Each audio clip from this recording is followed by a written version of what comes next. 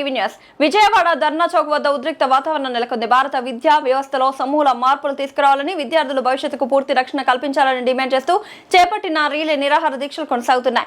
ఈ నిరసన కార్యక్రమంలో పాల్గొన్న నేత గిడుగు రుద్రరాజు మాట్లాడుతూ విద్యార్థుల భద్రతలో ప్రభుత్వం పూర్తిగా విఫలమైందని తీవ్రస్థాయిలో ధ్వజమెత్తారు. ఈ వైఫల్యానికి బాధ్యత వహిస్తూ కేంద్ర విద్యాశాఖ మంత్రి తక్షణమే తన పదవికి రాజీనామా చేయాలని డిమాండ్ చేశారు. శాంతియుతంగా నిరసన తెలుపుతున్న విద్యార్థులపై పోలీసులు లాఠీచార్జ్ చేయడాన్ని కఠినంగా ఖండిస్తున్నట్లు తెలిపారు. విద్యార్థులపై ఇటువంటి దాడులకు ఏమాత్రం సహించం లేదని హెచ్చరించిన ఆయన లాఠీచార్జ్ కు బాధ్యులైన వారిపై ప్రభుత్వం వెంటనే కఠిన చర్యలు తీసుకోవాలని స్పష్టం చేశారు. దేశవ్యాప్తంగా విద్యార్థుల్లో జరుగుతున్నటువంటి ఆందోళనకి మద్దతుగా సంఘీభావంగా కాంగ్రెస్ పార్టీ అధ్యక్షులు శ్రీ మల్లికార్జున ఖార్గే గారు, లోక్సభలో ప్రతిపక్ష నాయకులు శ్రీ రాహుల్ గాంధీ గారి నేతృత్వంలో ఛాత్రోంకి గూంజ్ అనేటువంటి కార్యక్రమాన్ని గడిచినటువంటి 25 రోజులుగా మా రాష్ట్ర యువజన కాంగ్రెస్, విద్యార్థి కాంగ్రెస్ నాయకత్వంలో జరుగుతున్నటువంటి సంగతి మనందరికీ విదితమే. దాంట్లో భాగంగా ఈరోజు అఖిల భారత యువజన కాంగ్రెస్ మరియు అఖిల భారత జాతీయ విద్యార్థి కాంగ్రెస్ ఇచ్చినటువంటి డైరెక్షన్స్ మేరకు ఆయా జిల్లా హెడ్ క్వార్టర్స్లో ఒకరోజు హంగర్ స్ట్రైక్ చేయమని చెప్పేసి వాళ్ళు డైరెక్షన్ ఇచ్చారు. దాంట్లో భాగంగా ఈరోజు కార్యక్రమం ఇక్కడ నిర్వహించడం జరుగుతోంది. జాతీయ స్థాయిలో నీట్ పరిశ్రమ, నీటే కాదు వివిధ పరీక్షలన్నీ కూడా లీక్ అవుతున్నటువంటి పరిస్థితి మనందరికీ తెలుసు. నీట్ కానీ, సిబిఎస్ఈ కానీ, యూపీఎస్సీ కానీ, స్టేట్ పోలీస్ కానీ, టీచర్స్ కానీ, పబ్లిక్ సర్వీస్ కమిషన్ కానీ, స్టాఫ్ సెలక్షన్ కమిషన్ కానీ చాలా పరీక్ష పేపర్లు లీక్ అవుతున్నటువంటి పరిస్థితి. ప్రధానంగా నీటికి సంబంధించి 24లో కూడా ఒకసారి నీట్ పరీక్ష లీక్ అయింది. అప్పుడు కూడా కాంగ్రెస్ పార్టీ పెద్ద ఎత్తున ఆందోళన చేసింది. నీట్ పరీక్షని నిర్వహించేటువంటి ఎన్టీఏ అనేటువంటి ఒక ఏజెన్సీ ఉంది, నేషనల్ టెస్టింగ్ ఏజెన్సీ అనేటువంటిది ఒక ప్రైవేట్ ఏజెన్సీని భారతీయ జనతా పార్టీ వచ్చిన తర్వాత పెట్టి దాని ద్వారా నీటిని ఇవ్వడం జరుగుతుంది. యూజువల్గా ఎడ్యుకేషన్ అనేటువంటిది కాంకరెంట్ లిస్ట్లో ఉంటుంది. అంటే రెండు ప్రభుత్వాలు, కేంద్ర రాష్ట్ర ప్రభుత్వాలు ఇద్దరు కూడా ఎడ్యుకేషన్ మీద హక్కులు కలిగి ఉంటాయి. అయితే భారతీయ జనతా పార్టీ అధికారంలోకి వచ్చిన తర్వాత స్లోగా కాంకరెంట్ లిస్ట్లో ఉన్నటువంటి ఎడ్యుకేషన్ని ప్రధానంగా కేంద్రం చేతుల్లోకి తీసుకుని ఈ ఎగ్జామ్స్ అన్నింటినీ కూడా స్టేట్లు పూర్వం ఏర్పాటు చేసుకునేటువంటి వాళ్ళు, లా సెట్ కానీ, ఎంబీబీఎస్ కానీ, ఎంబీఏ కానీ, ఇవన్నీ సెట్లు మనం పెట్టుకునేవాళ్ళం. దీన్ని ఢిల్లీకి తీసుకెళ్లిపోయినటువంటి పరిస్థితి కేంద్ర ప్రభుత్వం తీసుకుపోయింది. ఇప్పుడు నీట్ ద్వారా బ్రహ్మాండమైనటువంటి వ్యాపారం చేస్తున్నటువంటి పరిస్థితి. నీట్ 24లో పేపర్ లీక్ అయిన తర్వాత ఎన్టీఏ అనేటువంటి సంస్థకు ఎవరైతే చైర్మన్గా వ్యవహరించారో వారిని ఇటీవల ప్రభుత్వం వాళ్ళకి ఛత్తీస్గఢ్లో భారతీయ జనతా పార్టీ ప్రభుత్వం వస్తే దానికి ముఖ్యమంత్రి గారికి ప్రిన్సిపల్ సెక్రటరీగా అపాయింట్ చేశారు. అంతకన్నా సిగ్గుచెట్టు ఇంకోటి లేదు. అదేవిధంగా మొన్న 26లో నీట్ లీక్ అయితే 21 లక్షల మంది, 22 లక్షల మంది విద్యార్థులు ఎగ్జామ్ రాస్తే పేపర్ లీక్ అయింది. డబుల్ ఇంజన్ సర్కార్ అని చెప్పుకునేటువంటి భారతీయ జనతా పార్టీ రాజస్థాన్లో కోటాలో ఒక పెద్ద ఎడ్యుకేషన్ సెంటర్, అక్కడ పేపర్ లీక్ చేశారు, అక్కడ డబుల్ ఇంజన్ సర్కార్. ఉత్తరప్రదేశ్లో లీక్ చేశారు, అక్కడ డబుల్ ఇంజన్ సర్కార్. ఉత్తరాఖండ్లో లీక్ చేశారు, అక్కడ డబుల్ ఇంజన్ సర్కార్. తర్వాత ఛత్తీస్గఢ్లో లీక్ చేశారు. ఇవన్నీ సిబిఐ వాళ్ళు వేసినటువంటి సిబిఐ ద్వారానే ఈ యొక్క అన్ని అంశాలు కూడా తెలిసినటువంటి పరిస్థితి మనకు. సో దీన్ని దృష్టిలో పెట్టుకుని కాంగ్రెస్ పార్టీ రాహుల్ గాంధీ గారి నేతృత్వంలో సంఘీభావంగా పార్లమెంట్లో చర్చ జరగాలనేటువంటి డిమాండ్ తోటి మల్లికార్జున ఖార్గే గారు రాజ్యసభలో ప్రతిపక్ష నాయకుడిగా, రాహుల్ గాంధీ గారు లోక్సభలో ప్రతిపక్ష నాయకుడిగా డిమాండ్ చేస్తున్నప్పటికీ కూడా స్పీకర్ గారిని కలిసి నివేదించినప్పటికి కూడా స్పీకర్ నేను ప్రభుత్వంతో మాట్లాడతాను నేను చెప్పడం చాలా దురదృష్టకరం, సిగ్గుచేటు. స్పీకర్ అనేటువంటిది కాన్స్టిట్యూషనల్ అథారిటీ, సభను నడిపించేటువంటి, సభా వ్యవహారాలు చూసేటువంటి అత్యున్నతమైనటువంటి బాడీ స్పీకర్ గారు. రాజకీయాలు కానీ, రాజకీయ పార్టీలకు కానీ మనకున్నటువంటి పార్లమెంటరీ ప్రాక్టీసెస్ అండ్ ప్రొసీజర్స్ ప్రకారం ఒకసారి స్పీకర్ అయిన తర్వాత వారు ఏ ఒక్క రాజకీయ పార్టీలోనూ సభ్యుడిగా ఉండకూడదు. ఇప్పుడున్నటువంటి ఓం బిర్లా గారు భారతీయ జనతా పార్టీ కార్యకర్తగా బిహేవ్ చేస్తున్నారు. సారీ టు సే, ఒక స్పీకర్ స్థానంలో ఉన్నటువంటి వ్యక్తి గురించి మనం ఆ విధంగా మాట్లాడకూడదు. కానీ పరిస్థితులు వారు రాహుల్ గాంధీ గారు వెళ్ళి చెప్పినప్పుడు ప్రభుత్వాన్ని అడిగి చెప్తాను అన్నారు. It is the prerogative of the speaker. ఫ్లోర్లో ఏది డిస్కస్ చేయాలి, ఏ ఫామ్లో డిస్కస్ చేయాలనేటువంటిది లోక్సభ స్పీకర్ యొక్క ప్రెరాగేటివ్. దాన్ని కాదని నేను ప్రభుత్వం అంటాడంటే ప్రభుత్వం ఒప్పుకోలేదు.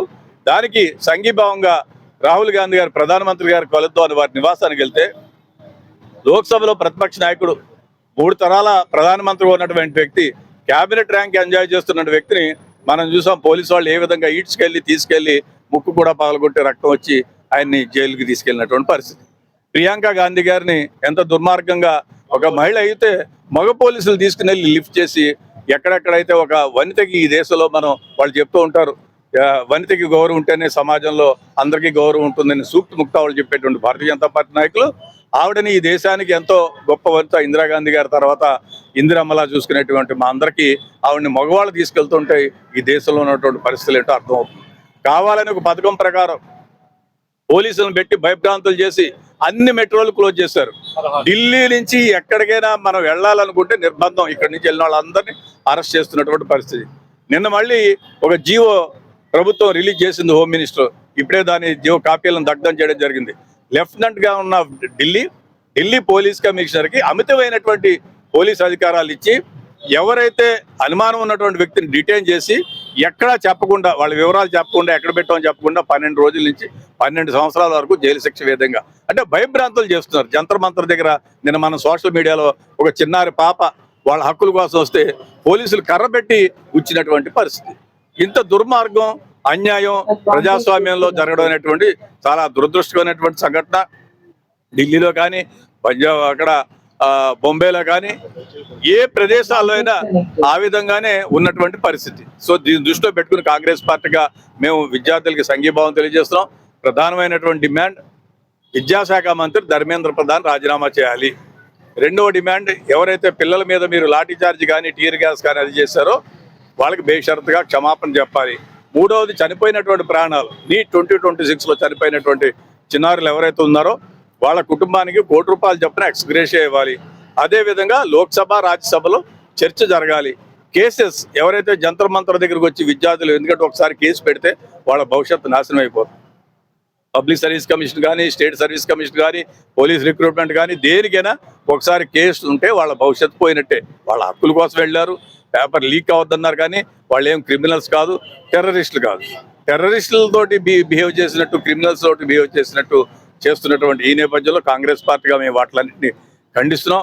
రాహుల్ గాంధీ గారు, ఖార్గే గారు, మా నేత ప్రియాంక గాంధీ గారు చేస్తున్నటువంటి వాడికి సంఘీభావంగా ఇక్కడ యువజన కాంగ్రెస్ మిత్రుల ఆధ్వర్యంలో ఈరోజు ఈ యొక్క అంగర్షేక్ కార్యక్రమాన్ని చేపట్టడం జరిగింది.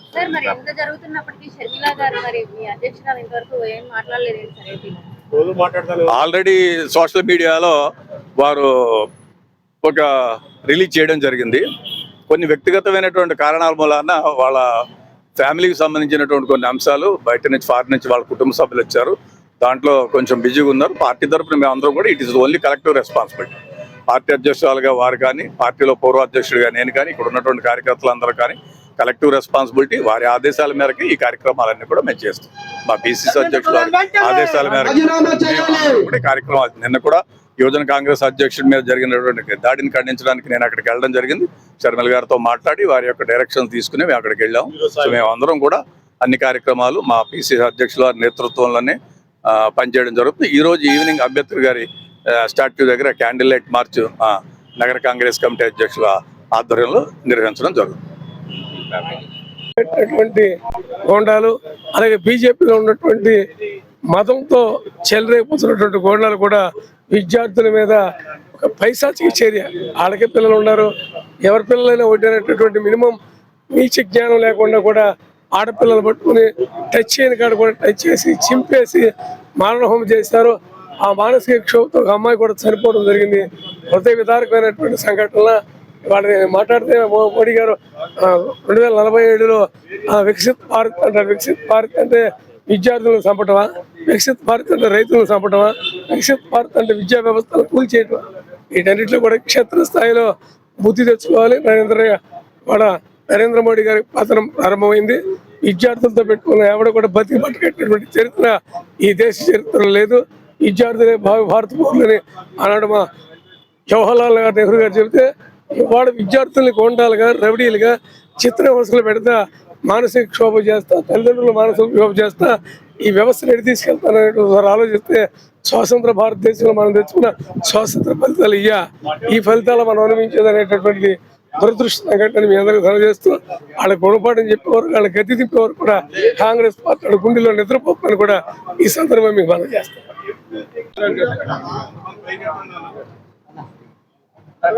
కేంద్ర మంత్రి ధర్మేంద్ర ప్రధాన్ వెంటనే కేంద్ర మంత్రి ధర్మేంద్ర ప్రధాన్ వెంటనే కేంద్ర మంత్రి ధర్మేంద్ర ప్రధాన్ వెంటనే కేంద్ర మంత్రి ధర్మేంద్ర ప్రధాన్ వెంటనే కేంద్ర మంత్రి ధర్మేంద్ర ప్రధాన్ వెంటనే కేంద్ర మంత్రి ధర్మేంద్ర ప్రధాన్ వెంటనే కేంద్ర మంత్రి ధర్మేంద్ర ప్రధాన్ వెంటనే కేంద్ర మంత్రి ధర్మేంద్ర ప్రధాన్ వెంటనే కేంద్ర మంత్రి ధర్మేంద్ర ప్రధాన్ వెంటనే కేంద్ర మంత్రి ధర్మేంద్ర ప్రధాన్ వెంటనే కేంద్ర మంత్రి ధర్మేంద్ర ప్రధాన్ వెంటనే కేంద్ర మంత్రి ధర్మేంద్ర ప్రధాన్ వెంటనే కేంద్ర మంత్రి ధర్మేంద్ర ప్రధాన్ వెంటనే కేంద్ర మంత్రి ధర్మేంద్ర ప్రధాన్ వెంటనే కేంద్ర మంత్రి ధర్మేంద్ర ప్రధాన్ వెంటనే